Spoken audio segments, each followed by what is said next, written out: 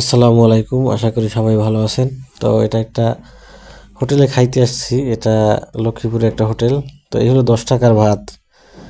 10 টাকার ভাত এটা আসলে বর্তমান বাজার অনুযায়ী ঠিক আছে, এবং উনি আসলে ব্যবসায়ী হলে এরকমই হইতে হয়। দেখেন, 10 টাকার ভাত, সাথে এক টুকরো শসা, একটা কাঁচামরিচ, মাঝে মধ্যে পেঁয়াজও পাওয়া যায় চাইলে। বাট এই হলো 10 টাকার ভাত, এবং যে মাছ দেয় উনি 60 টাকা পিস। তো এটা আশ্চর্যজনক, একটা আস্ত তেলাপিয়া মাছ দেয় উনি 60 টাকা পিস। তবে তার মানে 60 টাকা আর 10 টাকা না, 70 টাকায় আপনার ফুল খাওয়া হয়ে যায়।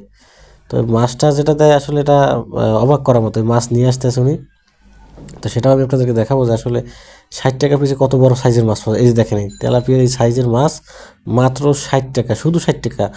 অর্থাৎ 160 টাকা না, কিন্তু শুধু 60 টাকায় এত বড় একটা আস্ত মাছ, সাথে আলু, এবং ঝোল আনলিমিটেড, যখন চাইবেন তখন আবার উনি ঝোল দেয়।